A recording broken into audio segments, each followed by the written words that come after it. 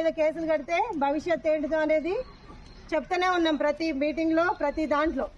చిన్న చెప్పేది వినండి, నేను చెప్పేది పూర్తి కానివ్వండి. చిన్న మీ సేవా సెంటర్ దగ్గర నుంచి, ఎల్పిజి గ్యాస్ కనెక్షన్ దగ్గర నుంచి, ఇప్పుడు ఫైనాన్స్ గానీ, బ్యాంకింగ్ సెక్టర్స్ గానీ, ఈవెన్ ప్రైవేట్ జాబ్స్ లో కూడా పోలీస్ క్లియరెన్స్ సర్టిఫికేట్ అడుగుతున్నారు.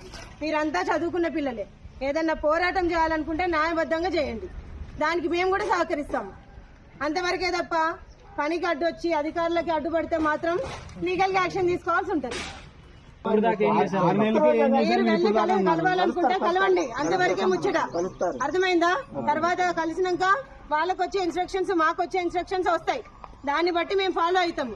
అంతే తప్ప మీరు ఇక్కడ వచ్చి ఇబ్బంది పెడితే నేను రిటర్న్ కంప్లైంట్ తీసుకొని లీగల్ గా ప్రొసీడ్ అవ్వచ్చు. అర్థమైందా? మీ అందరి గురించే కేసులు అయితే మీ భవిష్యత్తే ఖరాబ్ అవుతుంది కాబట్టి నేను ఇక్కడ దాకా వచ్చి చెప్తున్నా. మంచి మర్యాదగా చెప్పినప్పుడు వింటే బానే ఉంటది, లేదు కాదు కూడదంటే ఇంకా గట్టిగా చెప్పాల్సి వస్తుంది. చెప్పింది మీకు అర్థం అవ్వాలి కదా. లేదు కాదు కూడదనంటే చెప్తాము, అధికారులకు చెప్పి మేము చేయాల్సింది మేము చేస్తాము. మాకేం కాదండి, మీరు చేయండి. మీరు ఏదో చేస్తారు, ఏం చేస్తారు? భయపెడతారా? భయపెట్టినట్టే మాట్లాడుతున్నారు. నేను ఏదో చేస్తానని ఏం చేస్తారు? కేసు పెడతారు. ఎలాంటి కేసు ఎందుకు కొట్టలేదంటో ఓకే, మంచిదే. మీరు చెప్పేది వినండి. చట్టం పని మీ పని మీరు చేస్తారు, మా పని మేము చేస్తాం. మీకు రాజకీయాల్లో కాదు, కానీ వాళ్ళు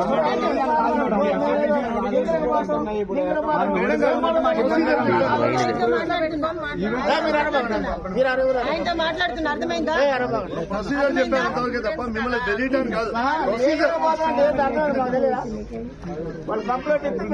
తెలిసినంత పిల్లలకు తెలిసి ఉంటుందా?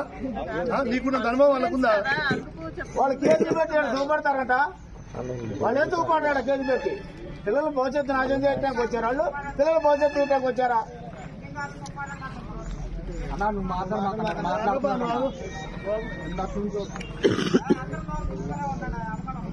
ఒకసారి అందరినీ కూడా 360 degrees అందరు పడేటట్టు.